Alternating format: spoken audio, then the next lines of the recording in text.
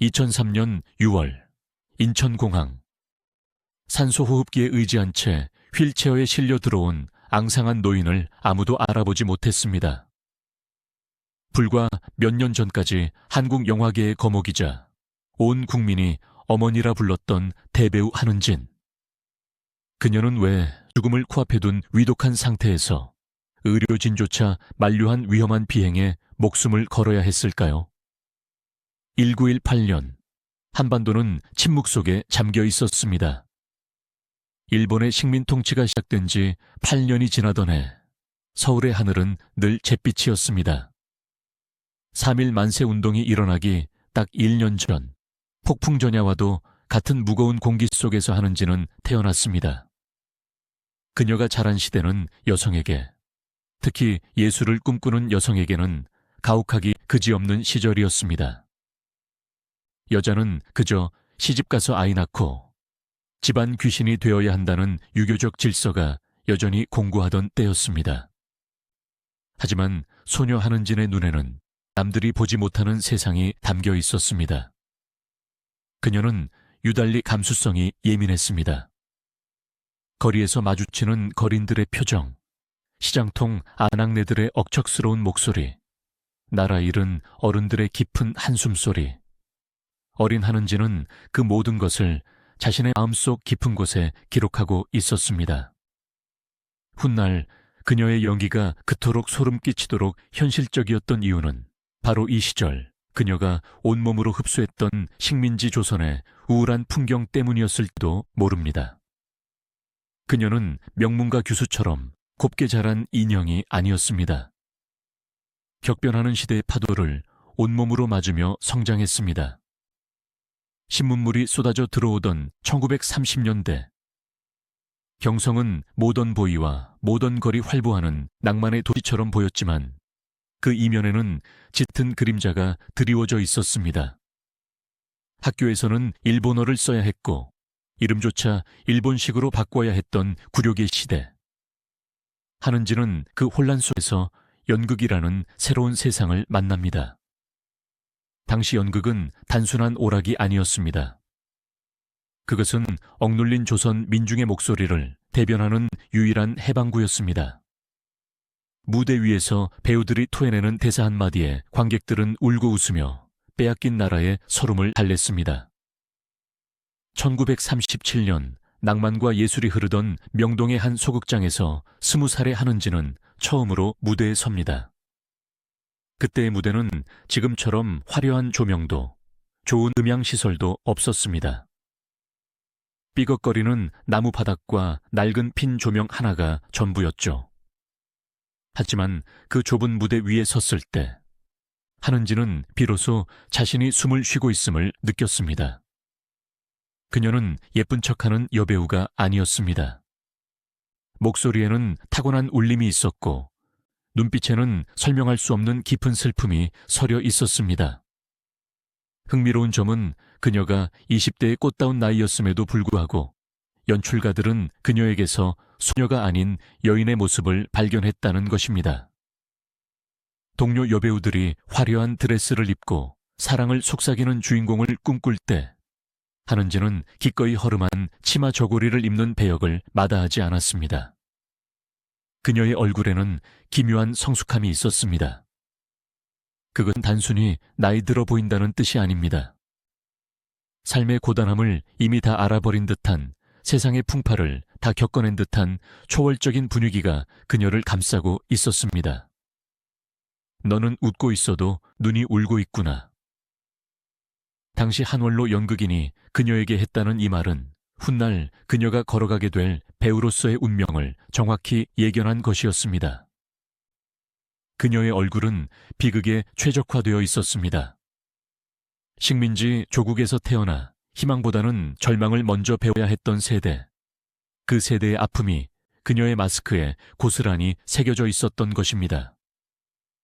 1940년대로 접어들며 일제의 탄압은 극에 달했습니다. 한국어로 된 연극을 올리는 것조차 목숨을 걸어야 했던 암흑기. 많은 예술가들이 변절하거나 붓을 꺾었지만 한은진은 무대를 떠나지 않았습니다. 그녀에게 연기는 생계수단이자 시대를 버티는 유일한 무기였습니다. 그리고 해방과 분단, 그리고 1950년 6월 25일 새벽, 한반도를 뒤흔든 전쟁의 포화 속에서도 그녀는 배우라는 끈을 놓지 않았습니다. 전쟁은 모든 것을 바꾸어 놓았습니다. 서울은 폐허가 되었고 사람들은 짐승처럼 울부짖으며 피난길에 올랐습니다. 한은진 역시 그 거대한 피난 행렬 속에 있었습니다. 머리에 보따리를 이고 아이의 손을 잡고 걷던 그 길 위에서 그녀는 수많은 진짜 어머니들을 목격합니다. 폭격에 맞아 죽은 자식을 끌어안고 소리 없이 오열하는 어머니, 굶어 죽어가는 자식에게 자신의 피를 먹이는 어머니, 미군 트럭 뒤를 쫓아가며 구걸하는 어머니. 그 지옥 같았던 3년의 전쟁이 끝난 후 한국 사회는 거대한 트라우마에 시달렸습니다. 남편을 잃은 미망인과 부모 잃은 고아들이 거리를 메웠습니다. 사람들의 마음은 갈라진 논바닥처럼 메말라 있었습니다. 그들에게 필요한 것은 값싼 위로가 아니었습니다. 내 고통이 나만의 것이 아니라는 확인, 누군가 내 대신 이 끔찍한 슬픔을 소리내어 울어주기를 바라는 간절함이었습니다. 바로 그때 스크린 위로 한은진이 걸어 나왔습니다. 1950년대 중반, 한국 영화가 기지개를 켜기 시작할 무렵 감독들은 본능적으로 알았습니다. 이 폐허의 시대를 위로할 수 있는 얼굴은 한은진뿐이라는 것을. 당시 그녀의 나이 30대 후반. 여배우로서는 가장 아름다움을 뽐낼 시기였지만 그녀는 스스로 머리에 하얀 분칠을 하고 노역을 자처했습니다. 1956년 영화 자유부인. 이 영화는 당시 한국 사회에 엄청난 충격을 던졌습니다. 서구 문물의 유입과 함께 흔들리는 전통적 가치관, 그리고 가정 밖으로 나서는 여성들의 욕망을 다룬 이 문제작에서 한은진은 변화하는 시대 속에서도 꿋꿋이 가정을 지키려는 구시대의 어머니상을 연기하지 않았습니다.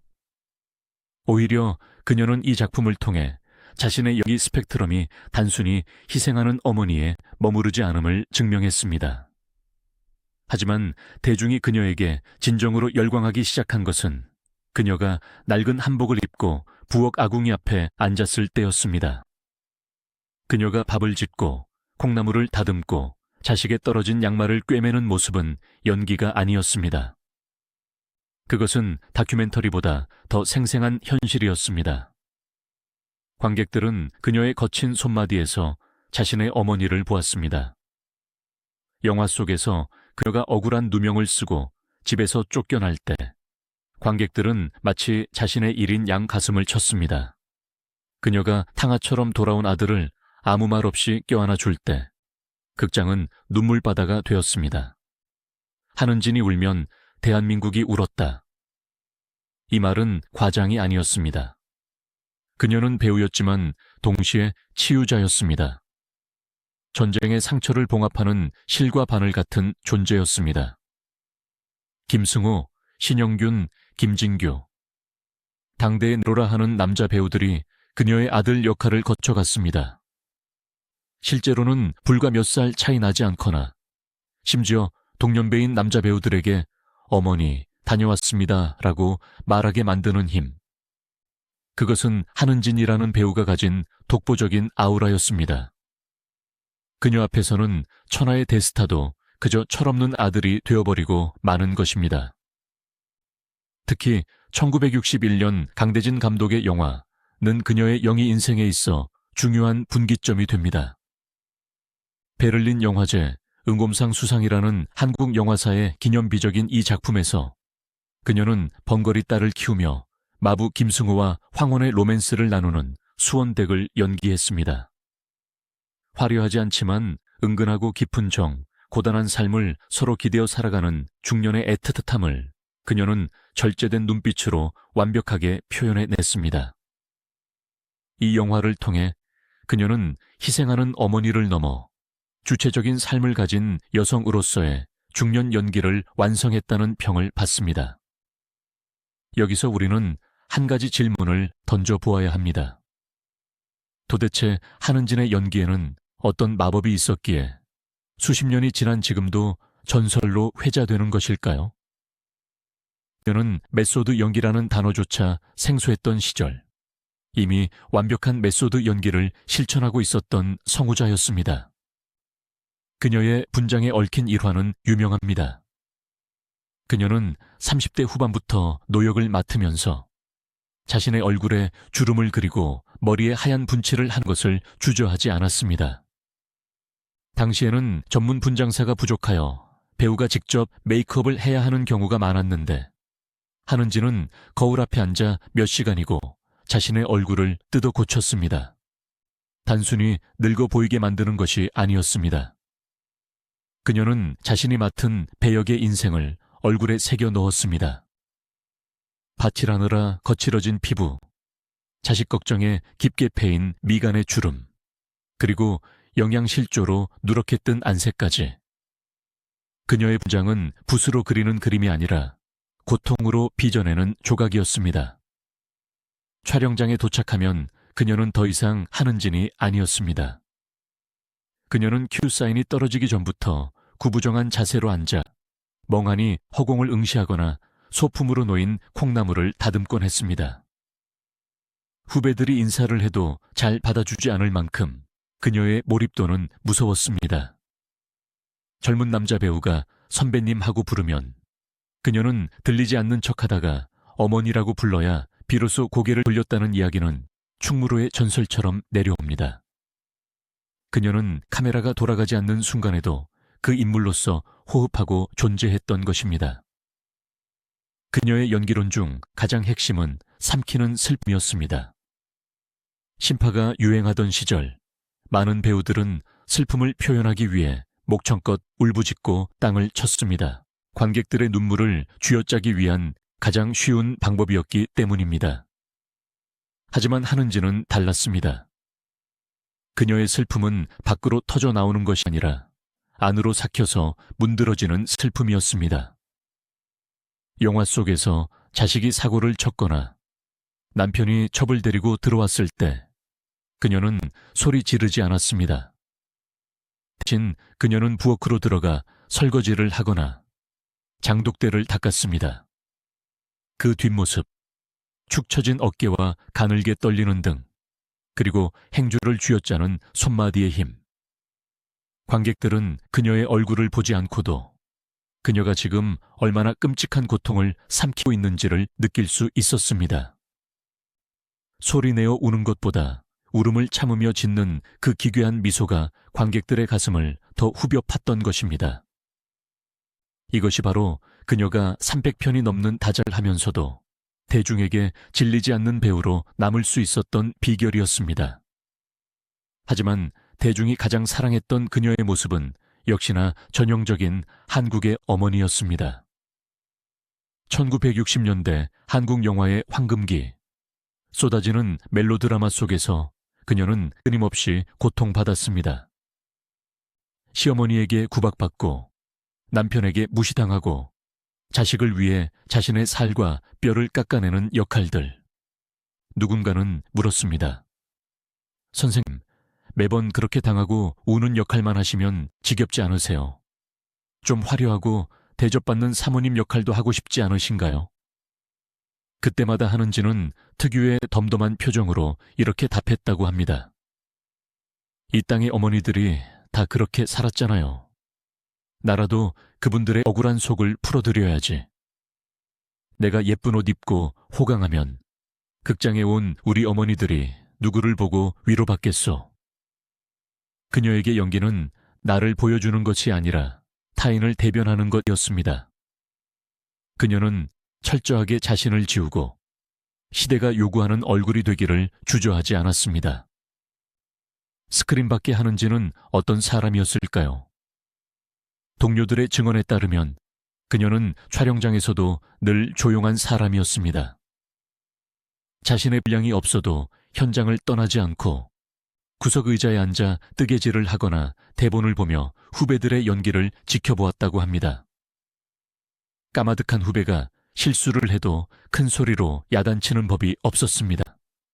그저 조용히 불러 따뜻한 밥 한 끼를 사주며 등을 두드려 주었다고 합니다. 그녀는 현실에서도 모두의 어머니였습니다.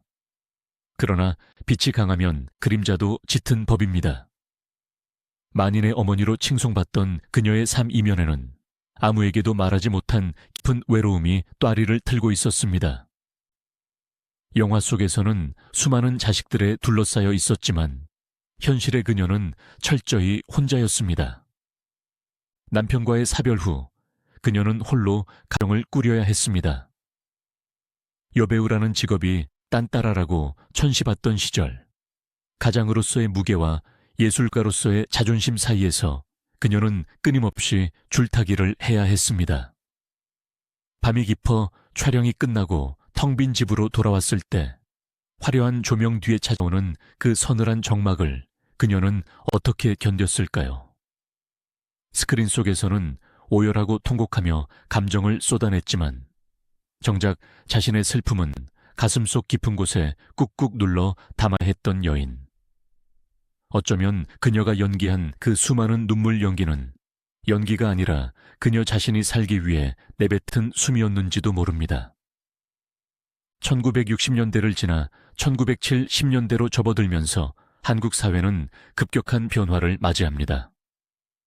박정희 정권의 경제개발 계획이 가속화되면서 농촌의 젊은이들은 도시로 쏟아져 나왔고 대가족 제도는 서서히 붕괴되기 시작했습니다. 고향에 홀로 남겨진 노부모와 도시로 떠난 자식들. 이 사회적 현상은 고스란히 영화의 소재가 되었고 한은진의 역할 또한 미묘하게 변화하기 시작합니다. 이전까지 그녀가 가난을 견디며 자식을 키워내는 억척스러운 생존의 어머니였다면 1970년대의 그녀는 도시로 떠난 자식을 하염없이 기다리는 기다림의 어머니, 혹은 급변하는 세태 속에서 잊혀져가는 전통적 가치를 고수하다가 소외되는 비극적 노인의 모습으로 그려졌습니다. 이 시기 그녀의 영인은 더욱 깊고 슬퍼졌습니다. 흑백 TV가 보급되고 안방극장이 활성화되면서 많은 영화 배우들이 브라운관으로 자리를 옮겼지만 한은진은 여전히 스크린을 고집했습니다. 영화라는 매체가 가진 묵직한 호흡, 어둠 속에서 관객과 1대1로 만나는 그 은밀하고도 거대한 소통의 힘을 믿었기 때문입니다. 특히 1970년대 후반에서 80년대로 넘어가는 시기, 그녀가 보여준 시어머니 연기는 한국 영화사에 독특한 족적을 남깁니다. 그녀는 단순히 며느리를 구박하는 표독스러운 악역에 머물지 않았습니다. 그녀가 연기한 시어머니는 유교적 질서와 가부장제라는 거대한 시스템의 수호자이자 동시에 그 시스템의 가장 큰 피해자였습니다. 대를 이어야 한다는 강박, 집안을 지켜야 한다는 맹목적인 신념 때문에 스스로 악역이 될 수밖에 없는 여인의 비애. 관객들은 그녀에게 돌을 던지면서도 동시에 그녀의 구분 등에서 설명할 수 없는 연민을 느꼈습니다. 대표적인 예가 바로 임권택 감독의 1986년 작시바디입니다. 이 영화에서 그녀는 대가 끊길 위기에 처한 양반 가문의 노마님 역을 맡았습니다. 시바디 여인을 데려와서라도 손자를 보려 하는 냉혹한 모습 뒤에는 가문의 존속이라는 무거운 짐을 평생 짊어지고 살아온 봉건시대 여인의 한이 서려 있었습니다.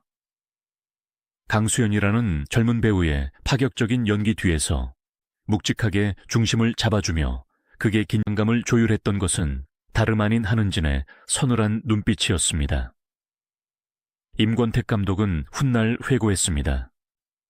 한은진 선생님이 계셨기에 조선의 여인들이 겪었던 그 끔찍하고도 슬픈 역사가 비로소 완성될 수 있었다. 선생님은 그냥 그 자리에 앉아 계신 것만으로도 수백 년의 역사가 되었다. 하지만 카메라가 꺼진 뒤의 현실은 영화처럼 드라마틱하지 않았습니다. 오히려 너무나 조용해서 견딜 수 없는 정막이 그녀를 기다리고 있었습니다. 자식들은 장성하여 하나둘 제 갈 길을 찾아 떠났습니다. 훌륭하게 키워낸 자식들이 사회에서 성공하고 가정을 꾸리는 것은 어미로서 더할 나위 없는 기쁨이었지만 그것은 동시에 어머니로서의 효용 가치가 다했다는 선고와도 같았습니다. 텅 빈 집에 홀로 앉아 식은 밥을 물에 말아 먹으며 그녀는 문득문득 거울 속의 자신을 바라보았습니다. 거울 속에는 짙은 분장을 지운 주름진 민낯의 노파가 있었습니다. 스크린 속에서는 수백 명의 자식을 거느린 국민 어머니였지만 현실의 그녀는 그저 자식들의 안부 전화를 기다리는 평범하고 외로운 독거노인이었습니다. 명절이 되면 TV에서는 그녀가 출연한 특선 영화들이 방영되었고 사람들은 그녀를 보며 고향을 떠올렸지만 정작 그녀 자신은 갈 곳 없는 마음을 안고 텅 빈 거실을 서성여야 했습니다. 외롭다. 평생 약한 소리 한번 하지 않았던 그녀의 입에서 무심코 튀어나온 이 한마디는 그녀의 영혼을 갉아먹고 있던 고독의 깊이를 짐작하게 합니다. 주변 사람들은 그녀를 대여배우라고 추켜 세웠지만 그 화려한 수식어는 그녀의 고독을 덮어주는 얇은 이불에 불과했습니다. 오히려 그 명성 때문에 그녀는 더욱 고립되었습니다. 누구에게도 쉽게 힘들다고 말할 수 없었고 대중이 기대하는 인자하고 강인한 어머니의 이미지를 깨뜨릴 수 없었기 때문입니다. 그녀는 스스로 만들어낸 그리고 세상이 더 쉬운 그 거룩한 동상 안에 갇혀버린 셈이었습니다. 1990년대로 접어들며 그녀의 활동은 눈에 띄게 줄어들었습니다. 건강상의 이유도 있었지만 더 이상 충무로가 그녀를 필요로 하지 않는다는 현실적인 이유도 있었습니다. 한국 영화는 바야흐로 기획영화의 시대로 접어들었고 젊고 감각적인 영상, 미학이 스크린을 지배하기 시작했습니다. 낡은 한옥, 흙바닥, 그리고 구슬픈 어머니의 이야기는 촌스러운 옛날 이야기 취급을 받기 시작했습니다.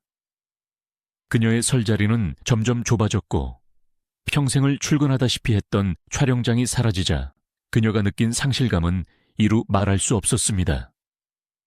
그녀에게 촬영장은 단순한 일터가 아니었습니다. 그곳은 그녀가 살아있음을 확인하는 공간이었고 수많은 사람들과 부대끼며 온기를 나누는 가족 같은 공동체였습니다. 조명이 꺼진 촬영장은 그녀에게 사형 선고나 다름없었습니다. 할 일이 없어진 배우, 역할이 사라진 어머니. 이 이중의 상실감이 그녀를 벼랑 끝으로 내몰았습니다. 바로 이 시점, 미국에 살고 있던 딸에게서 연락이 왔습니다. 어머니, 이제 그만 고생하시고 미국으로 오세요. 저희가 모실게요. 남은 여생 편안하게 손주들 재롱도 보시면서 지내세요. 미국, 그곳은 그녀에게 미지의 세계였습니다. 평생을 한국의 토속적인 정서 속에서만 살아온 그녀에게 태평양 건너의 삶은 상상조차 하기 힘든 것이었습니다. 처음에는 완강히 거절했습니다. 내가 내 나라를 두고 어디를 가느냐며 손사래를 쳤습니다. 하지만 서울의 밤은 너무 길었고 고독은 뼛속까지 파고들었습니다. 하루 종일 말 한마디 섞을 사람 없이 벽시계 소리만 들리는 집에서 늙어가는 공포.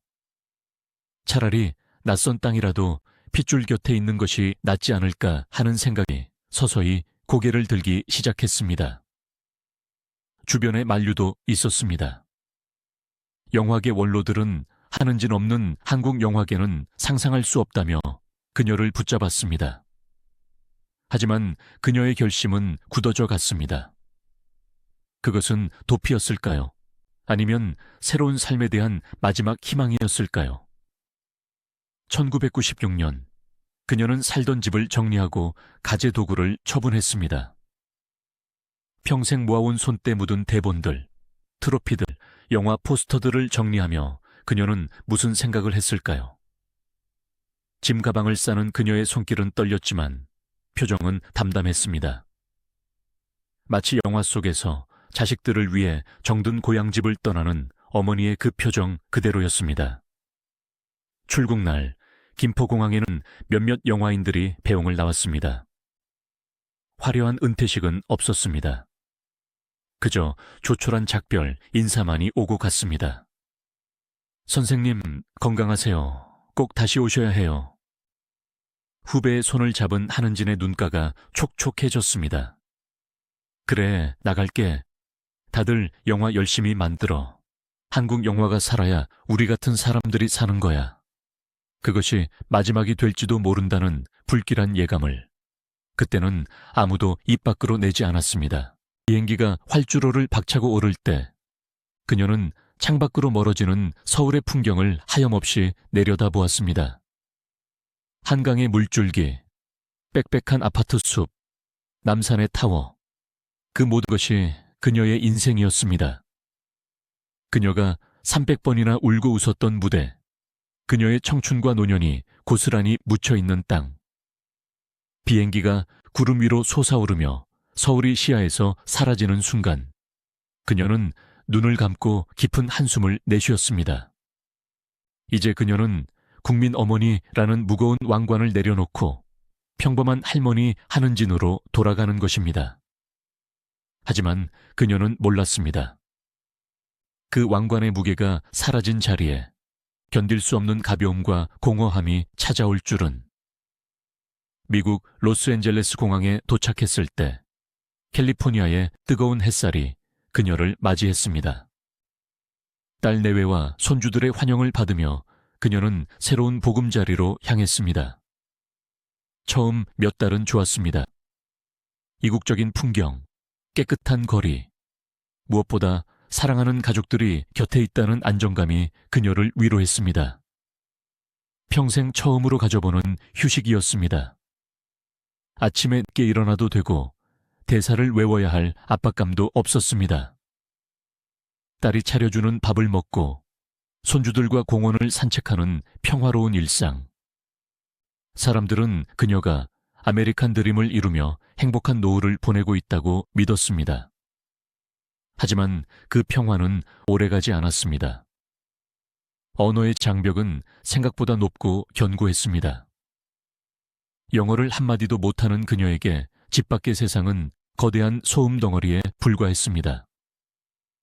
TV를 틀어도 알아들을 수 없는 말들만 쏟아져 나왔고 거리에 나가도 누구와도 소통할 수 없었습니다.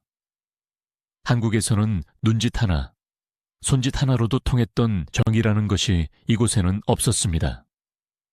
모든 것이 합리적이고 개인주의적인 미국 사회의 분위기는 끈끈한 공동체 문화에 익숙한 그녀에게 차가운 얼음장처럼 느껴졌습니다. 한인타운에 나가면 가끔 그녀를 알아보는 교포들이 있었습니다. 어머, 한은진 선생님 아니세요? 반가움에 손을 잡는 그들의 인사는 고마웠지만 그것은 잠시뿐이었습니다. 그들 역시 바쁜 이민 생활에 치여 사는 사람들이었고 잠깐의 인사가 끝나면 각자의 삶으로 바쁘게 돌아갔습니다. 그녀는 군중 속에서 철저히 혼자였습니다. 여인 할머니라는 호기심 어린 시선은 있었지만 진심으로 그녀의 말동무가 되어줄 사람은 없었습니다. 딸과 사위는 최선을 다해 그녀를 모셨습니다. 좋은 음식을 대접하고 주말이면 유명한 관광지에 모시고 갔습니다. 하지만 자식들이 바쁜 평일 낮 시간, 그녀는 넓은 2층 집 감옥에 갇힌 수감자나 다름없었습니다. 창밖으로 야자수가 흔들리는 풍경을 보며 그녀는 한국의 사계절을 그리워했습니다. 봄이면 피어나는 진달래, 여름의 장맛소리, 가을의 낙엽 냄새, 겨울의 매서운 바람. 그 모든 감각들이 사무치게 그리웠습니다. 특히 그녀를 괴롭힌 것은 역할의 부재였습니다. 평생 누군가를 위해 밥을 짓고 챙겨주고 희생하는 역할로 자신의 존재 가치를 증명해왔던 그녀에게 받기만 하는 삶은 고문과도 같았습니다. 딸네 집 부엌에 들어가려 해도 어머니, 그냥 앉아 계세요. 저희가 다 할게요라며 만류하는 자식들의 효심이 역설적으로 그녀를 더욱 무력하게 만들었습니다. 늙고 병들어 아무것도 할 수 없는 짐 같은 존재가 되었다는 자괴감. 그것은 80년 평생 치열하게 삶을 개척해왔던 여장부 한은진을 안에서부터 무너뜨리고 있었습니다. 그녀의 일과는 단순해져 갔습니다. 한국 비디오 대여점에서 빌려온 드라마 테이프를 보는 것. 그것이 유일한 낙이었습니다. 화면 속에서 후배 연기자들이 울고 웃는 모습을 보며 그녀는 중얼거렸습니다. 저건 저렇게 하면 안 되는데 조금 더 뜸을 들여야지. 브라운관을 어루만지는 그녀의 손길은 허공을 갈랐습니다. 그녀는 여전히 배우였지만 무대를 잃어버린 배우였습니다. 그 상실감은 점차 우울증으로 번져갔고 마음의 병은 곧 육체의 병으로 이어졌습니다. 2000년대 초반 그녀의 건강은 급속도로 나빠지기 시작했습니다. 당뇨와 고혈압 등 지병이 악화되었고 기력은 눈에 띄게 쇠약해졌습니다. 병원을 오가는 횟수가 늘어날수록 그녀의 마음속에는 단 하나의 소망만이 뚜렷해졌습니다. 바로 귀향이었습니다. 어느 날 밤 그녀는 잠든 딸을 깨우지 않으려 조용히 거실로 나왔습니다. 그리고 베란다 창문을 열고 밤하늘을 올려다보았습니다. 서울과는 다른 별자리, 낯선 공기. 문득 그녀의 뇌리에 1960년대 촬영장에서 불렀던 노래 한 소절이 스쳐 지나갔습니다. 나의 살던 고향은 꽃피는 산골. 그녀는 나직이 노래를 흥얼거렸습니다. 목소리는 갈라지고 떨렸지만 그 순간만큼은 그녀의 눈빛이 다시 빛나기 시작했습니다. 죽음이 멀지 않았음을 본능적으로 감지한 노배우의 영혼이 자신의 육체가 묻혀야 할 곳을 향해 나침반을 돌리기 시작한 것입니다. 미국에서의 7년. 그것은 단순한 시간의 흐름이 아니었습니다. 그것은 한 인간이 자신의 정체성을 찾아가는 고통스러운 순례의 시간이었습니다. 화려한 명성을 뒤로하고 선택한 이민이었지만 그곳에서 그녀가 확인한 것은 나는 결코 한국을 떠나서는 존재할 수 없는 사람이라는 뼈아픈 진실이었습니다. 그녀의 몸은 미국에 있었지만 그녀의 영혼은 단 한순간도 충무로를 그리고 한국의 흙냄새를 떠난 적이 없었던 것입니다. 이제 이야기는 그녀 생의 가장 극적인 클라이맥스를 향해 치닫습니다. 병든 노구를 이끌고 태평양을 건너야 하는 위험천만한 여정. 가족들의 만류, 의사의 경고, 그리고 시시각각 다가오는 죽음의 그림자. 하지만 그 어떤 것도 집으로 가겠다는 그녀의 의지를 꺾을 수는 없었습니다. 300번의 영화 속에서 수많은 역경을 헤쳐왔던 그녀가 이제 자신의 마지막 영화를 완성하기 위해 스스로 감독이 되고 주인공이 되어 컷사인을 외치려 하고 있습니다. 과연 그녀는 무사히 고국의 땅을 밟을 수 있을까요? 그리고 그녀가 그토록 그리워했던 한국은 돌아온 탕화 같은 늙은 여배우를 어떻게 맞아주었을까요? 비행기 티켓이 예매되고 산소통이 준비되었습니다. 째깍거리는 시계 초침 소리가 마치 그녀의 심장 박동 소리처럼 긴박하게 울려 퍼지는 가운데 운명의 시간은 다가오고 있었습니다. 로스앤젤레스의 하늘은 지독하리만치 파랗고 투명했습니다. 비가 귀한 그곳의 기후는 늘 쾌청했고 도시는 언제나 여유와 활기로 넘쳐났습니다. 하지만 그 눈부신 햇살은 역설적으로 한은진 여사의 낡고 지친 영혼을 더욱더 그늘지게 만들었습니다. 그녀가 머물던 딸의 집은 쾌적하고 안락했지만 그녀에게는 마치 보이지 않는 유리벽에 둘러싸인 거대한 수족관과도 같았습니다.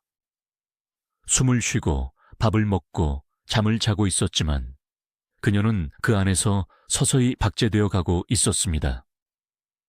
미국에서의 생활이 3년, 4년을 넘어가면서 그녀는 점차 말수를 잃어갔습니다. 처음에는 낯선 환경에 적응하느라 긴장했던 탓이라 여겼지만 그것은 단순한 적응의 문제가 아니었습니다. 그것은 언어의 상실을 넘어선 존재의 희미해짐이었습니다. 평생을 모국어의 가장 섬세한 뉘앙스를 포착하여 대중의 심금을 울렸던 대배우가 영어가 난무하는 세상에서 번거리가 되어야 했다는 사실은 단순한 불편함을 넘선 형벌이었습니다. 슈퍼마켓 계산대 점원의 건조한 Hi, how are you? 라는 인쇄조차 제대로 답할 수 없어 어색한 미소만 지어야 했을 때 그녀가 느꼈을 자괴감은 스크린 속에서 겪었던 그 어떤 비극보다도 차갑고 날카로웠습니다. 그녀는 종종 거실 소파에 앉아 멍하니 TV를 응시하곤 했습니다. 화면 속에서는 금발의 배우들이 과장된 제스처로 웃고 떠들거나 화려한 액션 영화가 쉴 새 없이 돌아가고 있었습니다. 소리를 줄여놓은 TV 화면은 마치 딴 세상의 풍경처럼 비현실적이었습니다. 그녀의 시선은 TV를 향해 있었지만 초점은 그 너머의 허공을 떠돌고 있었습니다. 그녀가 보고 있었던 것은 헐리우드의 블록버스터가 아니라 자신의 기억 속에 저장된 흑백 필름의 잔상들이었습니다. 기억은 노년의 그녀에게 유일한 도피처이자 동시에 가장 고통스러운 고문 도구였습니다. 눈을 감으면 1950년대 명동의 흙먼지 날리는 거리가 생생하게 되살아났습니다. 전차 종소리, 다방에서 흘러나오던 유행가 자락, 그리고 촬영장에서 스태프들이 고함치던 소리들. 레디, 고 감독의 큐사인이 떨어지는 순간 뼛속까지 전율이 일던 그 긴장감이 사무치게 그리웠습니다. 그곳에서 그녀는 살아있었습니다. 가난한 어머니가 되어 시장판을 구르든 양반집 마님이 되어 호령을 하든 카메라 앞에 그녀는 누구보다 생생하게 살아 숨 쉬는 존재였습니다. 그러나 지금 캘리포니아의 안락한 소파 위에서 그녀는 자신이 점점 투명 인간이 되어가고 있음을 느끼고 있었습니다. 특히 그녀를 괴롭혔던 것은 한국에 두고 온 동료들에 대한 그리움이었습니다. 김승호, 황정순, 김진규. 먼저 세상을 떠난 동료들도 있었지만 여전히 한국에서 노익장을 과시하며 활동하는 동료들의 소식을 들을 때면 그녀의 마음은 복잡 미묘하게 요동쳤습니다. 부러움, 안도감, 그리고 알 수 없는 질투와 후회. 내가 그때 떠나지 않았다면 나도 저 자리에 있었을까? 하는 가정법의 질문들이 밤마다 그녀를 괴롭혔습니다. 1990년대 후반, 한국은 IMF 외환위기를 겪으며 고통받고 있었습니다. 뉴스에서 금 모으기 운동을 하는 고국 사람들의 모습을 보며 그녀는 펑펑 울었습니다. 정작 나라가 힘들 때 국민 어머니라 불리던 자신이 따뜻한 남의 나라에서 편하게 지내고 있다는 사실이 죄스러워서 견딜 수 없었던 것입니다. 그녀의 몸은 미국에 있었지만 그녀의 신경세포 하나하나는 여전히 한반도의 기류에 반응하고 있었습니다. 그러던 중 예고 없이 병마가 찾아왔습니다. 당뇨 합병증. 그것은 평생 불규칙한 촬영 스케줄과 밤샘 촬영, 그리고 극도의 감정 소모를 겪으며 혹사당해온 그녀의 육체가 보내는 비명소리였습니다. 처음에는 발가락 끝이 저려오는 정도였지만 곧 다리가 붓고 눈이 침침해지기 시작했습니다. 미국의 병원은 낯설고 차가웠습니다. 하얀 가운을 입은 의사들이 복잡한 의학 용어를 영어로 쏟아낼 때 딸이 통역을 해주었지만 그녀에게는 그 모든 과정이 공포였습니다. 한국이었다면 익숙한 한의원에서 침을 맞거나 단골병원 원장님에게 선생님, 저 좀 살려주세요라고 하소연이라도 했을 텐데 이곳에서는 자신의 아픔조차 통역을 거쳐야만 전달될 수 있다는 사실이 서러웠습니다. 몸이 아프자 마음의 빗장도 무너져 내렸습니다. 밤이 되면 통증 때문에 잠을 이루지 못하고 뒤척이는 날이 많아졌습니다. 그 긴긴 밤, 어둠 속에서 그녀는 환청을 듣곤 했습니다. 어머니, 누군가 자신을 부르는 소리. 그것은 영화 속 아들, 딸들의 목소리이기도 했고 먼저 떠난 남편의 목소리이기도 했으며 어쩌면 한국 땅 그 자체가 그녀를 부르는 소리이기도 했습니다. 그녀는 이불을 뒤집쓰고 소리 죽여 울었습니다. 딸이 깰까봐 입을 틀어막고 우는 그 모습은 그녀가 1961년 영화에서 벙거리 딸을 끌어안고 억누르던 그 울음과 소름 끼치도록 닮아 있었습니다. 연기가 현실이 되고 현실이 다시 연기가 되는 기묘한 대자비 속에서 그녀는 시들어갔습니다. 가족들은 그녀를 위해 최선을 다했습니다. 딸은 매일 영양식을 만들고 사위는 유명하다는 병원을 수소문했습니다. 손주들은 할머니의 어깨를 주물러 드렸습니다. 하지만 그 지극한 효성조차 그녀의 근원적인 고독을 채워줄 수는 없었습니다. 노인에게 필요한 것은 육체적 안락함만이 아니었습니다. 자신의 존재가 쓸모 있다는 확인, 내가 속한 공동체와의 연결감, 그리고 무엇보다 말이 통하는 사람과의 정서적 교감이 절실했습니다. 여기서는 내가 할 수 있는 게 아무것도 없구나. 나는 그냥 밥만 축내는 식충이 늙은일 뿐이야. 자괴감은 우울증을 동반했습니다. 그녀는 식사를 거부하기 시작했습니다. 입맛이 없다는 핑계를 댔지만 사실은 삶에 대한 의지 자체가 꺾이고 있었던 것입니다. 숟가락을 들 힘조차 없어질 무렵 그녀는 휠체어에 의지하게 되었습니다. 거실 창가, 그녀의 지정석에 휠체어를 대고 앉아 멍하니 밖을 내다보는 시간이 길어졌습니다. 창밖의 풍경은 계절의 변화도 없이 늘 푸르렀지만 그녀의 내면은 앙상한 겨울 나뭇가지처럼 메말라 바스라지고 있었습니다. 2002년 겨울, 그녀의 상태는 위독해졌습니다. 의식은 오락가락했고 호흡조차 힘겨워 산소 호흡기를 달아야 했습니다. 의사들은 가족들에게 마음의 준비를 하라고 조언했습니다. 이 상태로는 얼마 버티지 못하실 겁니다. 라는 의사의 선고는 가족들에게 청천벽력과도 같았지만 역설적으로 침상에 누운 한은진에게는 마지막 불꽃을 태우게 하는 기폭제가 되었습니다. 혼미한 의식 속에서도 그녀는 꿈을 꾸었습니다. 꿈속의 배경은 언제나 한국이었습니다. 옛날 살던 성북동 집 마당, 충무로의 다방, 부산 피난 시절의 판잣집. 꿈속에서 그녀는 젊었고 건강했으며 수많은 사람들에게 둘러싸여 있었습니다. 그리고 꿈에서 깨어나면 눈앞에는 하얀 병실 천장과 낯선 의료기기들의 기계음만이 그녀를 방했습니다. 이 극명한 대비가 그녀로 하여금 마지막 결단을 내리게 했습니다. 어느 날 오후 잠깐 의식이 맑아진 틈을 타 그녀는 딸의 손을 꽉 잡았습니다. 앙상하게 뼈만 남은 손이었지만 그 악력에는 믿을 수 없을 만큼 강한 힘이 실려 있었습니다. 얘야.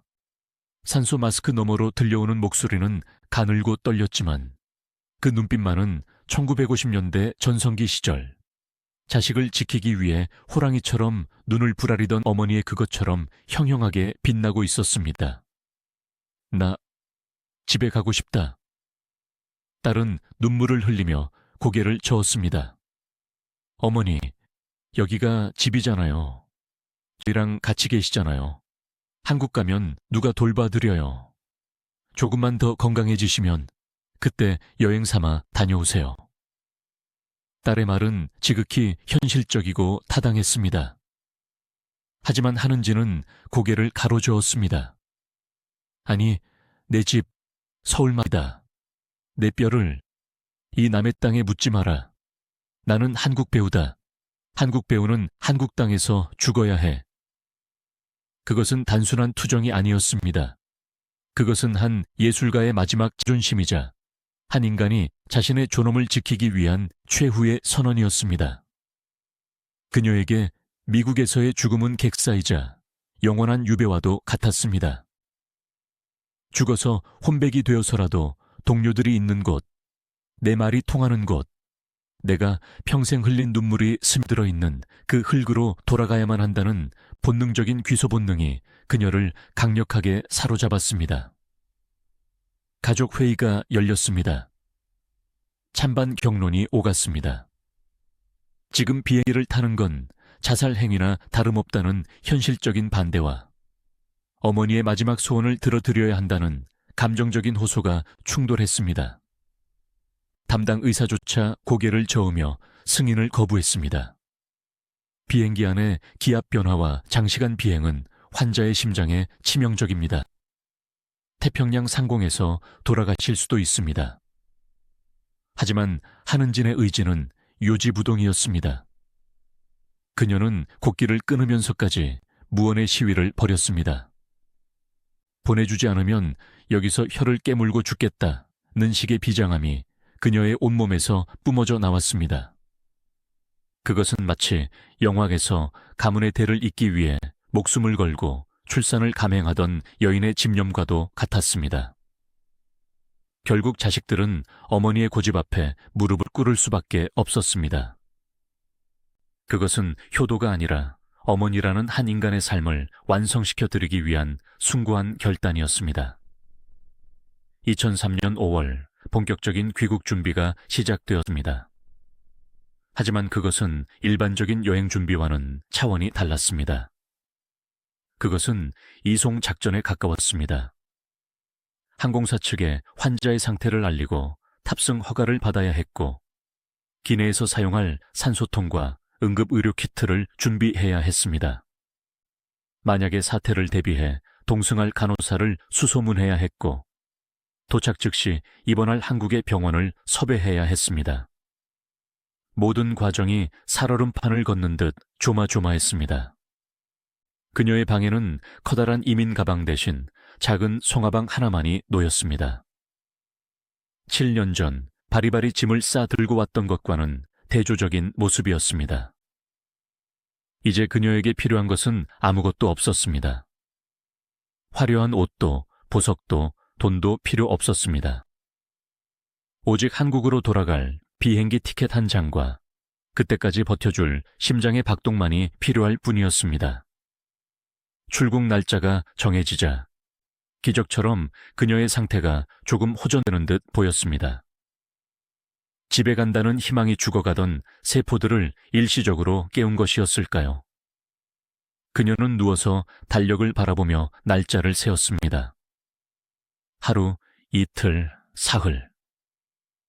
그녀의 입계는 7년 만에 처음으로 평온한 미소가 번졌습니다. 그 미소는 영화 속에서 잃어버린 자식을 되찾았을 때 짓던 그 숭고한 미소와 닮아 있었습니다. 하지만 운명은 그리 호락호락하지 않았습니다. 출국을 며칠 앞두고 다시금 위기가 찾아왔습니다. 갑작스러운 호흡 곤란으로 응급실에 실려가는 소동이 벌어졌습니다.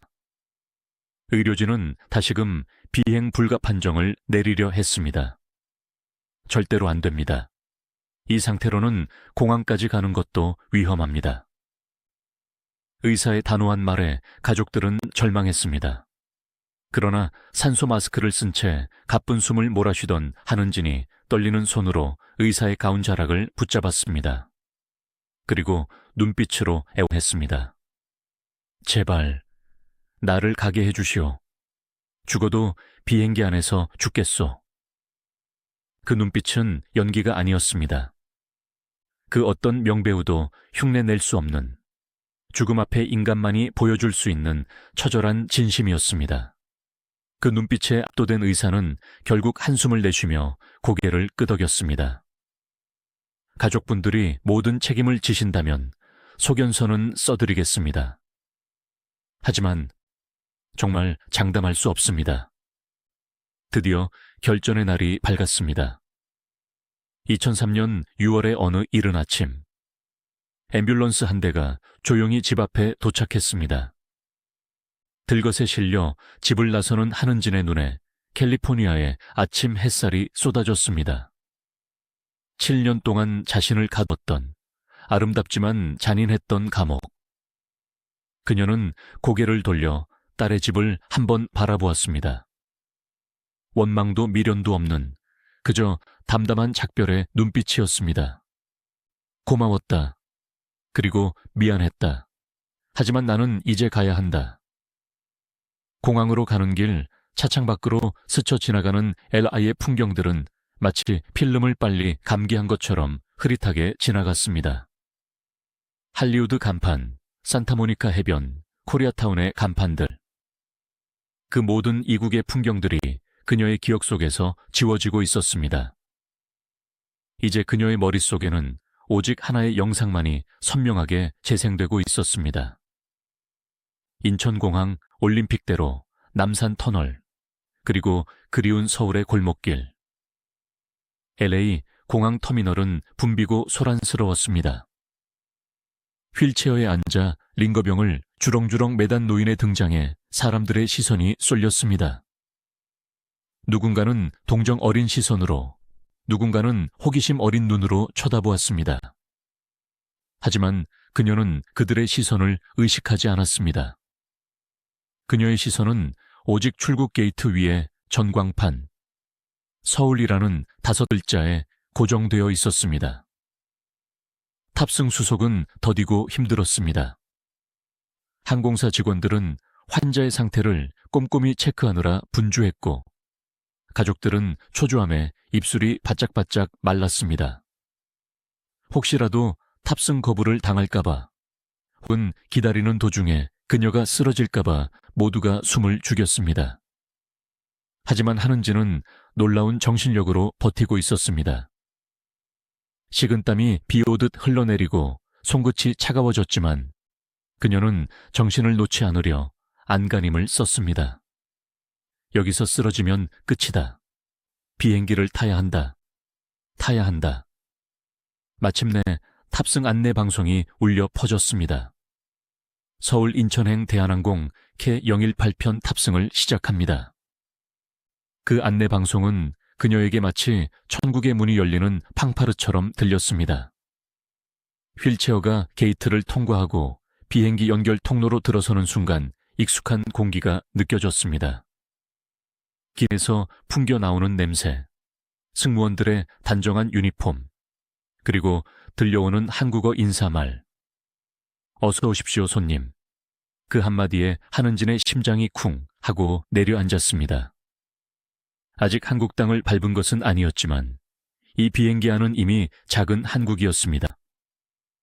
승무원의 부축을 받아 좌석에 몸을 뉘었을 때 그녀는 비로소 긴 안도의 숨을 내쉬었습니다. 몸은 청은망은 무거웠지만 마음만은 깃털처럼 가벼워지고 있었습니다.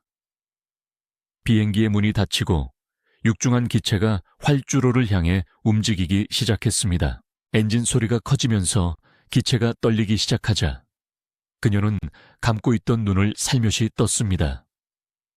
창밖으로 멀어지는 LA의 땅. 이제 정말 끝이구나.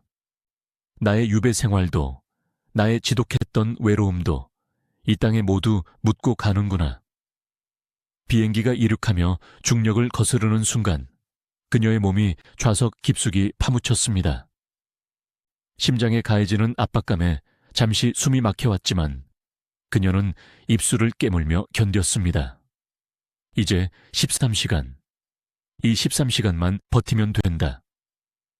태평양을 건너는 이 긴 비행은 그녀 인생에서 가장 길고도 짧은 마지막 여행이 될 것입니다. 구름 위를 나는 비행기 안에서 그녀는 자신의 지나온 삶을 파노라마처럼 되감기 시작했습니다. 1937년의 첫 무대부터 전쟁터의 피난일, 화려했던 영화대 시상식, 그리고 외로웠던 미국 생활까지. 그녀의 기억 여행은 이제 막 시작되었습니다. 비행기는 서쪽으로, 해가 지는 방향을 향해, 그녀의 뿌리가 있는 곳을 향해 속도를 높였습니다. 기내 조명이 어두워지고 승객들이 잠든 시간 하는 집만이 깨어 창밖의 어둠을 응시하고 있었습니다. 그 칠흑 같은 어둠 속에 깜빡이는 날개 끝의 불빛. 그것은 마치 그녀의 생명 신호처럼 위태롭게 반짝이고 있었습니다. 그녀는 문득 1950년대 피난 열차의 덜컹거림을 떠올렸습니다. 그때는 살기 위해 고향을 등지고 남쪽으로 향했으나 지금은 죽기 위해 다시 고향으로 향하고 있다는 역설이 그녀의 입가에 씁쓸한 미소를 짓게 했습니다. 태평양 상공 10,000미터. 그곳은 시간이 멈춘 공간입니다. 낮도 아니고 밤도 아닌 오직 웅웅거리는 엔진 소리와 차가운 기류만이 존재하는 그 좁은 기체 안에서 한은진 여사는 생애 가장 긴 줄타기를 하고 있었습니다. 비행기 날개 아래로는 검푸른 바다가 끝없이 펼쳐져 있었고 그녀의 가슴 속에는 그 바다보다 더 깊은 회한과 두려움이 일렁였습니다. 산소 마스크를 쓴 채 눈을 감고 있는 그녀의 모습은 마치 깊은 동면에 든 늙은 나무 같았습니다. 하지만 그 메마른 껍질 속에서는 치열한 사투가 벌어지고 있었습니다.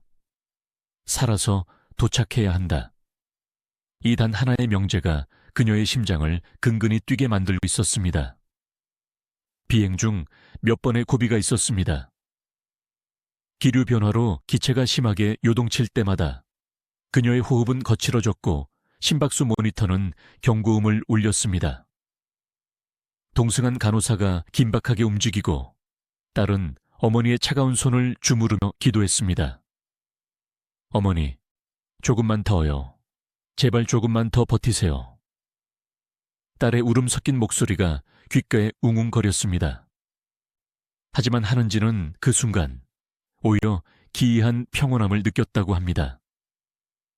육체의 고통이 극에 달하자 정신이 육체를 이탈하여 마치 제3자처럼 자신을 내려다보는 듯한 감각. 그녀는 생각했습니다. 내가 300번이나 죽는 연기를 했는데 진짜 죽음은 영보다 훨씬 더 고요하구나. 영화 속에서 그녀는 참 다양한 방식으로 죽음을 맞이했었습니다. 자식을 위해 대신 총을 맞기도 했고 병들어 쓸쓸히 눈을 감기도 했으며 화병으로 피를 토하기도 했습니다. 그때마다 그녀는 어떻게 하면 관객을 더 슬프게 할까를 고민하며 표정을 짓고 호흡을 조절했습니다. 하지만 지금 이 순간 그녀는 관객도 카메라도 없는 리얼리티의 한복판에 있었습니다. 누구에게 보여주기 위함이 아니라 오직 자기 자신과의 약속을 지키기 위한 투쟁. 그것은 그녀의 영희 인생 전체를 통틀어 가장 진실하고 처절한 액션이었습니다. 10시간이 넘는 비행 끝에 기장의 안내 방송이 흘러나왔습니다. 승객 여러분, 우리 비행기는 잠시 후 인천국제공항에 착륙하겠습니다. 현재 서울의 날씨는 서울이라는 단어가 들리는 순간 가수면 상태에 빠져 있던 한은진의 눈꺼풀이 파르르 떨렸습니다. 마치 조건 반사처럼 그녀의 몸이 그 단어에 반응한 것입니다. 창덮개를 올리자 눈부신 아침 햇살과 함께 저 멀리 굽이치는 해안선과 옹기종기 모여있는 섬들이 보였습니다. 서해였습니다. 캘리포니아의 직선적이고 광활한 해안선과는 다른 복잡하고 아기자기하며 갯벌이 살아 숨쉬는 한국의 바다. 비행기가 고도를 낮추며 구름 아래로 내려오자 익숙한 풍경들이 더 선명하게 들어왔습니다. 네모난 논과 밭, 성냥갑처럼 빽빽한 아파트 단지, 그리고 회색빛 도로 위를 달리는 자동차들. 7년 만에 보는 조국의 모습이었습니다. 아름답다고 말하기엔 너무나 현실적이고 복잡한 풍경이었지만 한은진에게는 그 어떤 천국의 풍경보다 아름다웠습니다. 여기가 내 땅이다. 내가 묻힐 곳이다. 그녀의 앙상한 가슴이 벅차오름으로 들썩였습니다. 쿵, 랜딩 기어가 활주로에 닿으며 육중한 충격음이 기내를 울렸습니다. 그 충격은 그녀의 척추를 타고 뇌리까지 전해졌습니다. 그것은 단순한 착륙이 아니었습니다. 뿌리 뽑혔던 나무가 다시 대지에 심어지는 소리였고 부유하던 영혼이 마침내 닻을 내리는 소리였습니다. 비행기가 속도를 줄이며 활주로를 달리는 동안 그녀는 잡고 있던 딸의 손을 더욱 세게 쥐었습니다. 말은 할 수 없었지만 그 손길은 이렇게 말하고 있었습니다. 고맙다. 나를 데려와 줘서 정말 고맙다. 게이트가 연결되고 일반 승객들이 모두 빠져나간 뒤 앰뷸런스 요원들이 기내로 들어왔습니다. 들것에 실려 비행기를 나서는 순간 훅 하고 끼쳐오는 공기의 냄새. 그것은 습기를 가득 머금은 초여름의 공기, 약간의 매연 냄새, 그리고 설명할 수 없는 사람 냄새가 섞인 한국 특유의 대기였습니다. 캘리포니아의 건조하고 멸균된 듯한 공기와는 차원이 다른 끈적하고 살아있는 공기.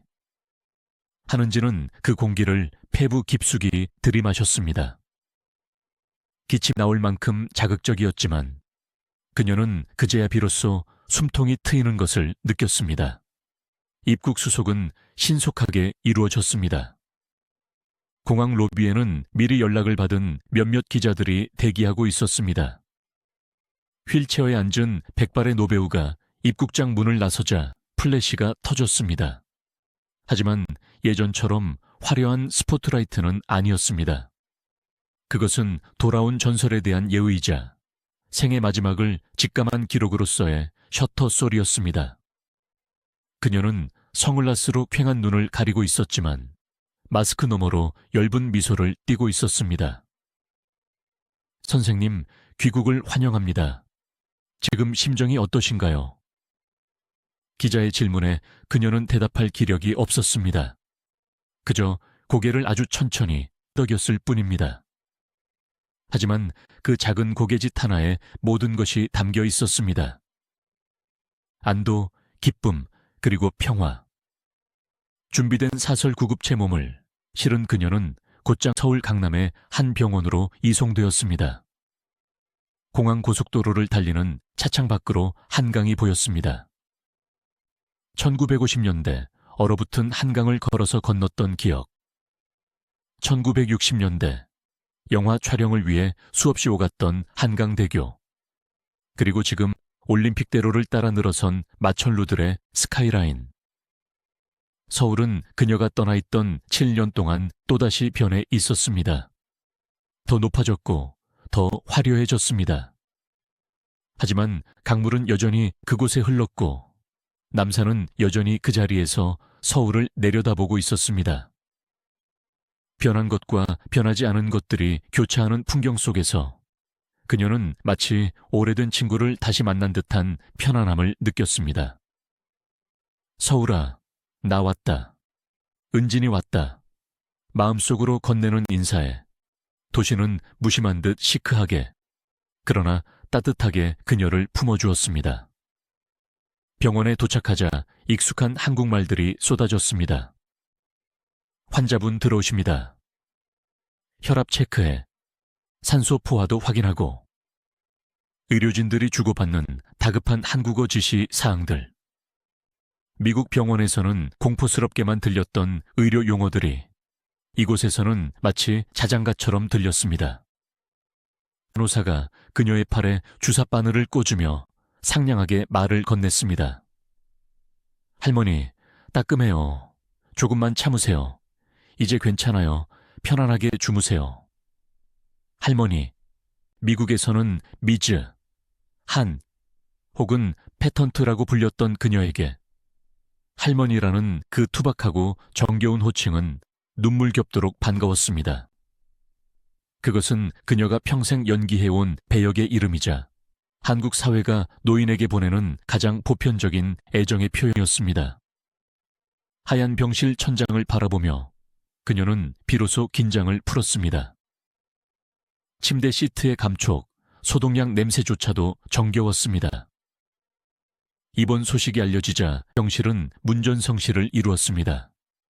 가장 먼저 달려온 것은 영화계 후배들이었습니다. 강수연, 안성기, 박중훈, 까마득한 후배들이 꽃바구니를 들고 찾아와 그녀의 손을 잡고 울먹였습니다. 선생님, 왜 이제 오셨어요? 저희가 너무 늦게 찾아뵈어서 죄송해요. 후배들의 눈물 젖은 얼굴을 보며 한은지는 말없이 그들의 손등을 토닥였습니다. 그녀의 손은 앙상했지만 따뜻했습니다. 그녀는 말을 할 수는 없었지만 눈빛으로 이렇게 말하고 있었습니다. 괜찮다. 나는 너희들이 있어서 외롭지 않았다. 너희들이 내 자식이고 내 자존심이다. 특히 평생의 콤비였던 원로 감독이 찾아왔을 때 그녀의 눈에서는 하염없이 눈물이 흘러내렸습니다. 함께 밤을 새우며 시나리오를 고치고 추운 겨울날 야외 촬영장에서 떨며 동지애를 나누었던 전후. 늙고 병든 모습으로 재회한 두 노장은 아무 말 없이 서로를 바라보았습니다. 그 침묵 속에는 한국 영화 50년의 역사가 흐르고 있었습니다.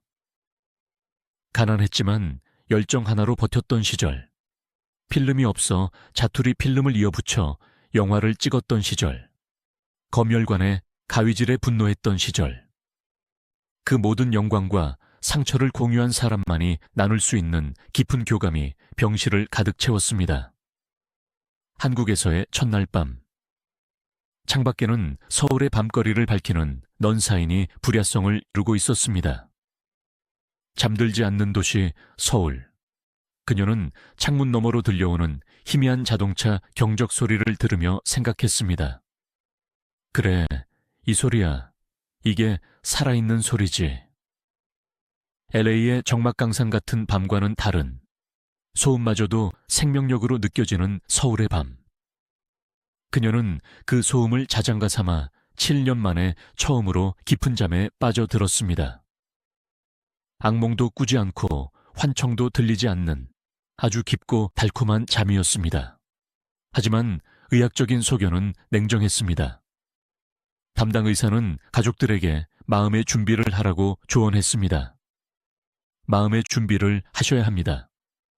기적적으로 한국까지 오셨지만 장기 부전이 심각합니다. 길어야 한 달. 편하게 가실 수 있도록 돕는 것이 최선입니다. 시한부 선고. 하지만 가족들의 표정은 의외로 담담했습니다. 이미 각오했던 일이었고 무엇보다 어머니가 그토록 원하던 곳에 왔었기 때문입니다. 이제 남은 시간은 슬퍼하며 보내기보다는 그녀의 마지막을 가장 아름답게 장식해 주는데 써야 했습니다. 병실은 작은 극장이 되었습니다. 가족들은 그녀가 출연했던 영화들을 노트북으로 보여주었습니다. 1961년 작가 화면에 나오자 그녀의 눈동자가 커졌습니다. 40대의 젊은 한은진이 화면 속에서 웃고 있었습니다. 그녀는 화면 속의 자신을 보며 무슨 생각을 했을까요? 저때 참 치열하게 살았지. 김승호 선생은 참 연기를 잘했는데. 저 장면 찍을 때 참 추웠는데. 그녀의 입가에 옅은 미소가 번졌습니다. 그것은 지나간 청춘에 대한 그리움이 아니라 열심히 살았던 자신의 인생에 대한 긍정의 미소였습니다. 잘 살았다. 후회 없이 살았다. 라고 스스로에게 보내는 박수였습니다.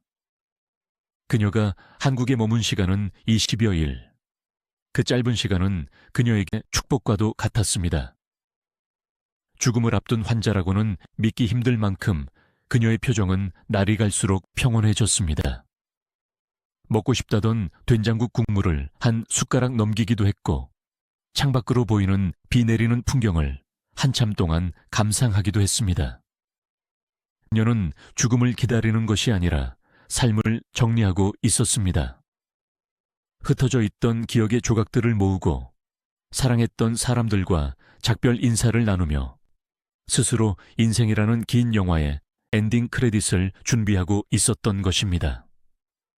어느 날 오후 그녀는 딸에게 필담으로 무언가를 요청했습니다. 떨리는 손으로 종이에 적은 글씨는 삐뚤빼뚤했지만 내용은 명확했습니다. 수의 대신 평생 자신이 즐겨 입었던 그리고 영화 속에서 가장 많이 입었던 한복을 입고 가고 싶다는 뜻이었습니다. 그녀에게 한복은 단순한 의복이 아니라 그녀의 정체성이자 피부와도 같은 것이었습니다.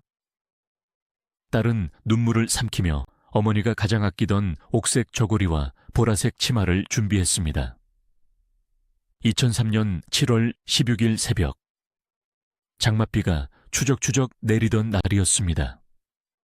서울 하늘은 낮게 내려앉아 있었고 빗방울이 병실 창문을 두드렸습니다.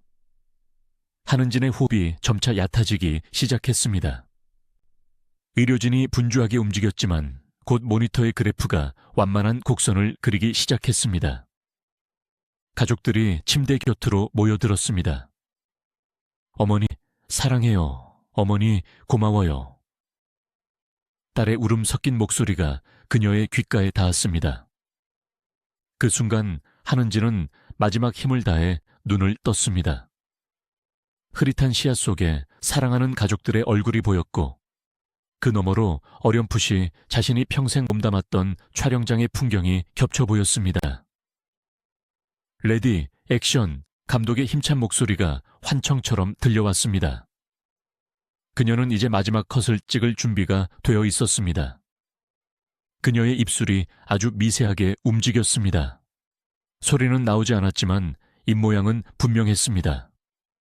고, 맙, 다. 그것은 가족에게 하는 말이기도 했고 자신을 사랑해준 팬들에게 하는 말이기도 했으며 모진 풍파 속에서도 자신을 품어준 이 세상에 대한 마지막 인사였습니다. 그리고 마침내 심전도 모니터에서 긴 삐소리가 울려 퍼졌습니다. 전 국민의 어머니, 300번의 인생을 살았던 배우 한은진이 영원한 안식에 든 순간이었습니다. 향년 85세. 서울 강남성모병원에 마련된 빈소는 한국 영화 반세기가 응축된 역사 그 자체였습니다. 그곳은 1950년대부터 2000년대까지 한국 영화의 반세기가 응축된 거대한 타임캡슐과도 같았습니다.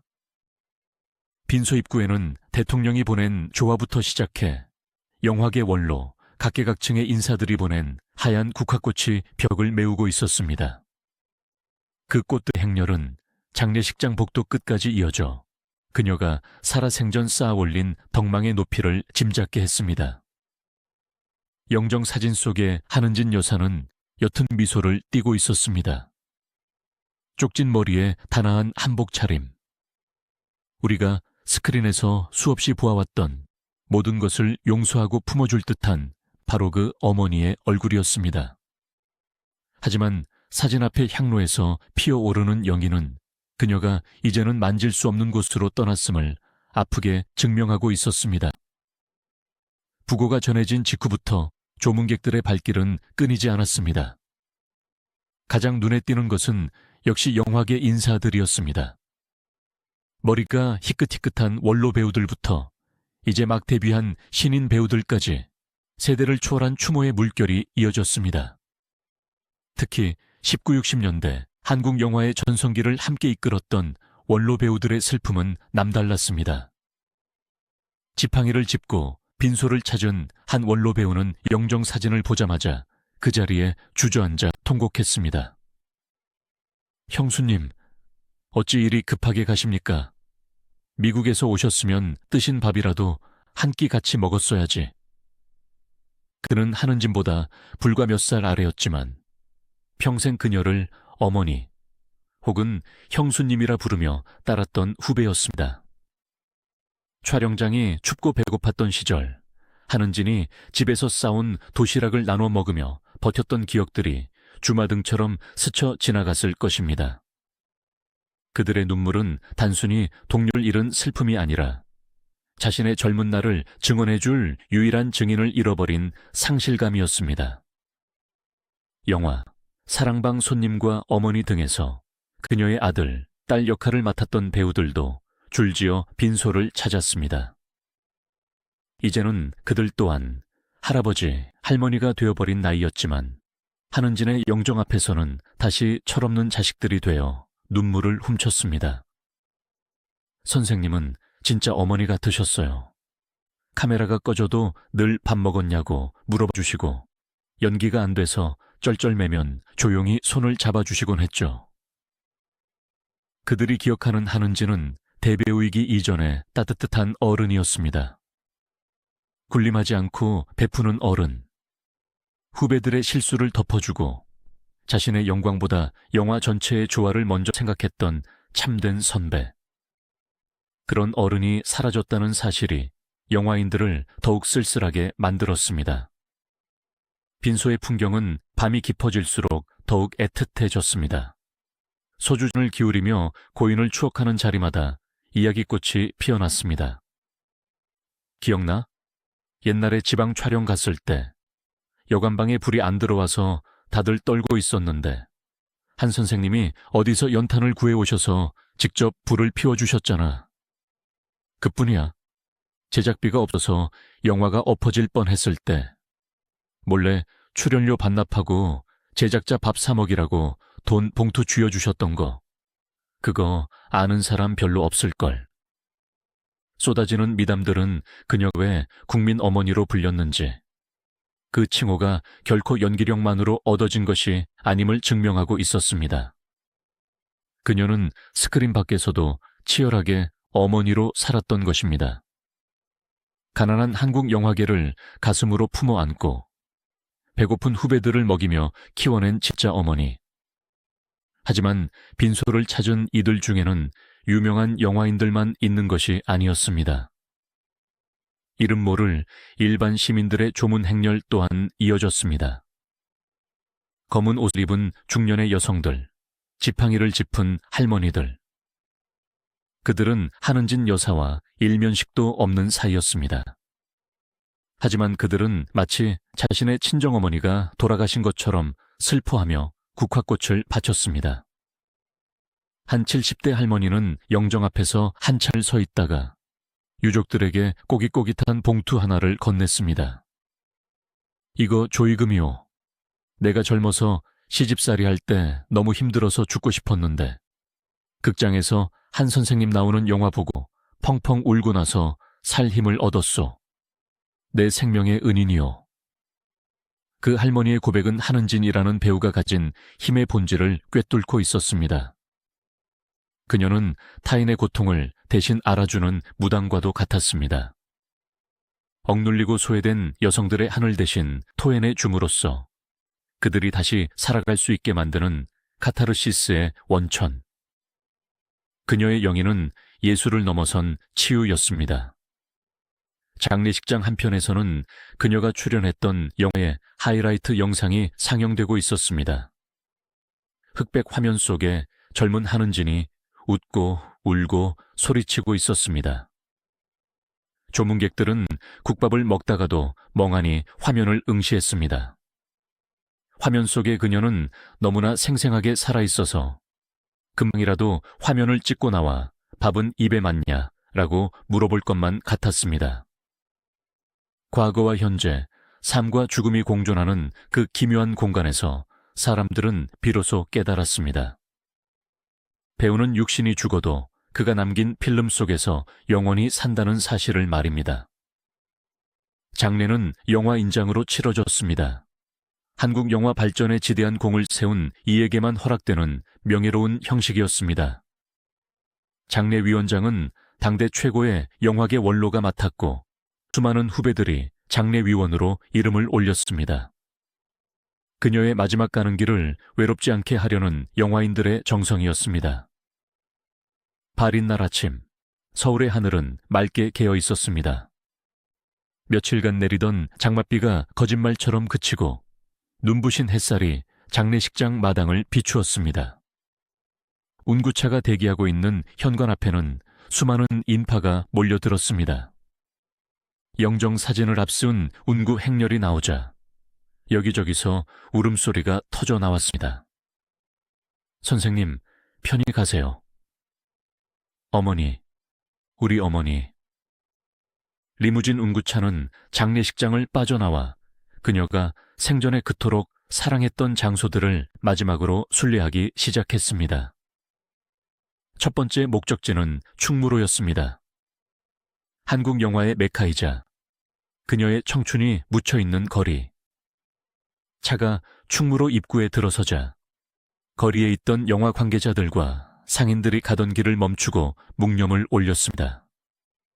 옛날 명보극장, 스카라 극장, 그리고 수많은 다방과 영화사 사무실들. 지금은 현대식 빌딩으로 변해버린 곳이 많았지만 한은진의 영혼은 그 거리의 옛 모습을 기억하고 있었을 것입니다. 다방 구석에서 대본을 외우던 시절, 개봉날 극장 앞에 길게 늘어선 줄을 보며 가슴 졸이던 순간들. 운구차는 아주 천천히 거리를 지나며 작별 인사를 고했습니다. 다음 목적지는 그녀가 살았던 성북동 자택이었습니다. 비록 집은 팔리고 다른 사람이 살고 있었지만 그녀의 손때가 묻은 골목길과 담벼락은 그대로였습니다. 동네 주민들이 나와 그녀의 마지막 길을 배웅했습니다. 저 양반 참 점잖고 좋은 분이었는데 이웃들이 기억하는 그녀는 화려한 스타가 아니라 소탈하고 인정 많은 이웃집 할머니였습니다. 콩나물 값을 깎지 않고 덤을 얹어주던 단골 가게 아주머니, 김장을 하면 꼭 한 포기씩 나눠주던 옆집 아줌마. 그녀는 삶의 마지막 순간까지 생활인으로서의 품격을 잃지 않았던 것입니다. 마지막으로 운구차는 경기도 남양주에 위치한 모란공원 묘역으로 향했습니다. 서울을 벗어나 교외로 나가는 길, 차창 밖으로 스쳐 지나가는 한국의 산천은 푸르렀습니다. 7년 전 비행기 창밖으로 보며 눈물 흘렸던 그 풍경 속으로 이제 그녀는 영원히 귀환하고 있었습니다. 묘역에 도착하자 하관식이 진행되었습니다. 붉은 황토 흙이 파헤쳐진 자리, 그곳이 그녀가 누울 마지막 침대였습니다. LA의 낯선 땅이 아닌 조상의 숨결이 서린 한국의 흙. 관이 천천히 내려가고 유족들이 흙을 한 줌씩 뿌리는 허토 의식이 이어졌습니다. 어머니, 이제 안녕히 주무세요. 꿈도 꾸지 말고 아프지도 말고 편히 쉬세요. 딸이 울먹이며 흙을 뿌리자 후배 배우들도 차례로 나와 흙을 덮었습니다. 흙이 관 뚜껑에 부딪히는 둔탁한 소리가 산잘하게 울려 퍼졌습니다. 툭툭툭. 그것은 생의 마침표를 찍는 소리이자 흩어졌던 낙엽이 비로소 대지와 하되는 소리였습니다. 흙이 관 뚜껑에 부딪히는 둔탁한 소리와 함께 한은진은 비로소 모든 배역에서 해방되어 자연의 품으로 돌아갔습니다. 그녀가 떠난 자리는 생각보다 컸습니다. 드라마나 영화에서 어머니 역할은 여전히 존재했습니다.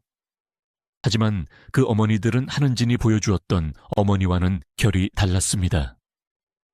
2000년대 이후의 미디어 속 어머니들은 더 이상 무조건적으로 희생하지 않았습니다.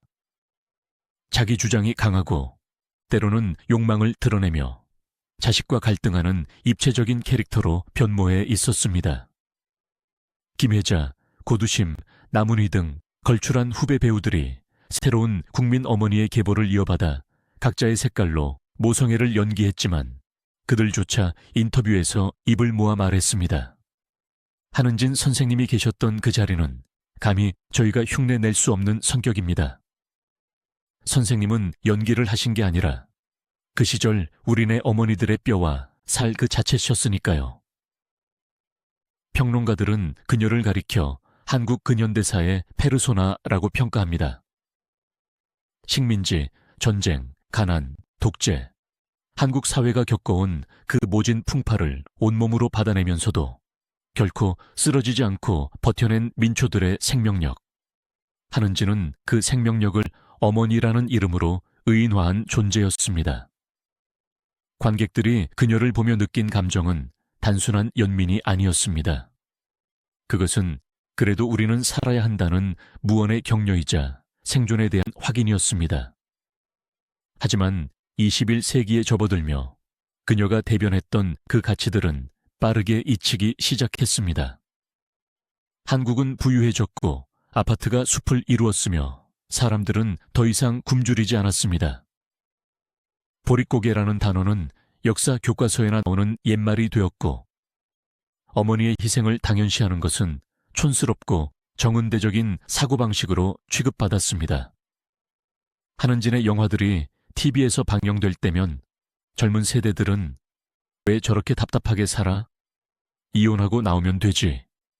라며 이해할 수 없다는 반응을 보이기도 했습니다. 그녀의 죽음은 바로 이 지점, 즉 전통적 가치관의 종말과 맞물려 더욱 상징적인 의미를 갖습니다. 그녀가 떠남으로써 우리는 비로소 우리가 무엇을 잃어버렸는지를 자각하게 되었습니다. 우리가 잃어버린 것은 단순히 가부장제하에 순종적인 여인상이 아니었습니다. 우리가 잃어버린 것은 가족을 위해 나의 불편함을 감수하는 배려, 콩 한쪽도 나눠 먹던 공동체 의식, 그리고 고통 속에서도 품위를 잃지 않았던 인내의 정신이었습니다. 한은진이라는 거울이 깨지자 우리는 그 속에 비치던 우리의 순수했던, 그러나 가난했던 시절의 얼굴을 영영 볼 수 없게 된 것입니다. 그녀가 남긴 필름들은 이제 한국영상자료원의 수장고에 보관되어 있습니다. 온도와 습도가 일정하게 유지되는 그 차가운 금속 캔 속에서 그녀는 영원히 잠들어 있습니다. 하지만 가끔 특별 회고전이 열려 그 필름들이 영사기에 걸릴 때면 기적 같은 일이 벌어집니다. 디지털 4K 화면에 익숙한 20대 관객들이 지직거리고 비가 내리는 흑백 화면 속에 늙은 여인을 보며 눈물을 흘리는 것입니다.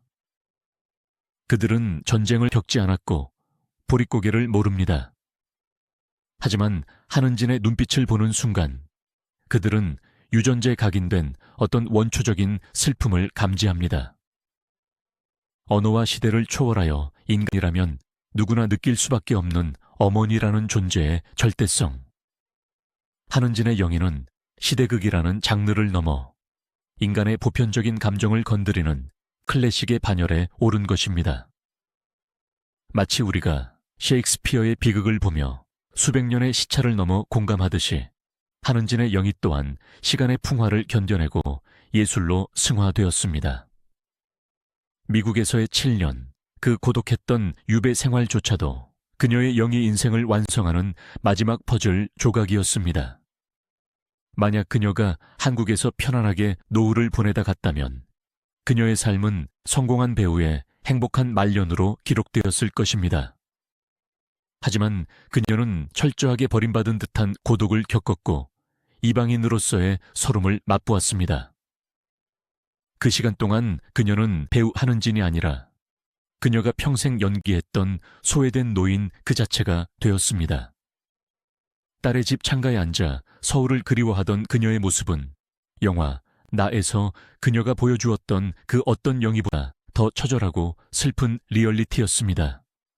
그녀는 삶의 마지막 순간까지 온몸으로 비극을 살아냄으로써 자신의 연기와 삶을 일치시키는 위협을 달성했습니다. 죽음을 앞두고 감행한 귀향. 그것은 단순한 이동이 아니라 잃어버린 자아를 찾아 떠는 오디세이였으며 자신의 존엄을 지키기 위한 최후의 투쟁이었습니다. 그녀가 떠난 후 후배 배우들 사이에서는 한은진 다시 보기 열풍이 불기도 했습니다. 그녀의 발성, 호흡, 눈 깜빡임 하나까지 분석하며 어떻게 하면 저토록 힘을 들이지 않고도 관객을 압도할 수 있는가를 연구했습니다. 봉준호, 박찬욱 같은 세계적인 감독들 또한 자신의 영화적 뿌리를 거슬러 올라가다 보면 결국 김승호와 한은진이라는 거대한 산맥을 마주하게 된다고 고백한 바 있습니다. 현대 한국 영화가 칸을 가고 아카데미를 휩쓸 수 있었던 저력의 밑바닥에는 척박한 땅에서 맨손으로 밭을 일구었던 한은진 세대의 피와 땀이 거름처럼 깔려있는 것입니다. 그녀의 장례식장에 놓여있던 방명록에는 수천 명의 이름이 적혀 있었습니다. 그 중에는 유명인의 이름도 있었지만 대부분은 평범한 이웃들의 이름이었습니다. 삼선동 쌀가게 김씨, 부산에서 온 60대 주부, 선생님 영화 보고 자란 택시기사. 그들은 방명록에 단순히 이름을 적은 것이 아니라 한은진이라는 배우와 함께했던 자신의 인생 한 페이지를 적어 넣은 것이었습니다. 선생님 덕분에 우리 어머니가 생각나서 많이 울었습니다. 감사합니다. 사는 게 힘들 때마다 선생님 영화 보며 버텼습니다. 부디 좋은 곳으로 가세요. 이 짧은 글귀들이야말로 한은진이 평생을 바쳐 얻어낸 최고의 트로피였습니다. 대종상이나 청룡영화상 트로피는 진열장 안에서 먼지를 뒤집어 쓰고 있지만 대중의 가슴 속에 새겨진 감동은 세월이 흘러도 녹슬지 않기 때문입니다. 그녀는 갔지만 그녀는 가지 않았습니다. 우리가 명절 때마다 고향을 찾듯, 우리가 힘든 일이 있을 때마다 어머니의 음성을 그리워하듯 한국 영화는, 아니 한국 사람들은 무의식 중에 끊임없이 한은진을 호출하고 있습니다. 2003년 7월에 그 장례식은 육신의 이별식이었을 뿐 정신의 이별식은 아니었습니다. 오히려 그녀가 떠남으로써 그녀의 존재는 신화가 되었고 그녀의 영인은 전설이 되어 영원한 생명력을 얻게 되었습니다. 화려했던 전성기, 고독했던 미국 생활, 그리고 극적인 귀향과 죽음. 이 파란만장한 서사를 관통하는 단 하나의 메시지는 과연 무엇일까요? 한은진이라는 렌즈를 통해 우리가 들여다본 것은 단순히 한 여배우의 일생이 아니라 우리 모두가 잃어버린, 그리고 언젠가는 돌아가야 할 마음의 고향에 대한 이야기였습니다. 그녀가 인천공항에서 흘렸던 그 눈물의 의미, 그리고 그녀가 죽는 순간까지 놓지 않았던 딸의 손, 그리고 흙으로 돌아가기를 그토록 갈망했던 이유. 이 모든 퍼즐 조각들을 맞추어 우리는 이제 한은진이라는 거대한 모자이크를 완성하려 합니다. 말년에 그 고독했던 미국 생활과 목숨을 건 귀향은 성공과 물질을 쫓아 뿌리를 잇고 살아가는 현대인들에게 인간의 진정한 안식처는 어디인가를 묻는 거대한 질문이 되었습니다. 300번의 인생을 살다 간 배우 한은진은 바로 그 한마디의 울림을 위해 평생을 바쳤습니다. 그녀는 갔습니다. 그러나 영원히 가지 않았습니다. 한국 영화가 상영되는 모든 극장에, 자식을 위해 기도하는 모든 어머니들의 머리맡에, 그리고 고향을 그리워하는 모든 이방인들의 가슴 속에 그녀는 영원한 현역으로 살아 숨쉬고 있습니다. 낙엽은 뿌리로 돌아가 다시 나무가 됩니다. 전 국민의 어머니 한은진, 그녀가 남긴 사랑의 뿌리는 결코 썩지 않을 것입니다. 그 뿌리에서 자라난 우리는 이제 그녀가 그토록 사랑했던 이 땅에서 그녀가 못다한 이야기들을 이어가며 치열하게 그리고 따뜻하게 살아갈 것입니다. 편히 잠드소서, 우리의 영원한 어머니. 당신이 계셔서 우리들의 지난 날은 춥지 않았습니다. 그리고 당신이 남겨주신 온기 덕분에 우리는 다가올 겨울도 두렵지 않습니다.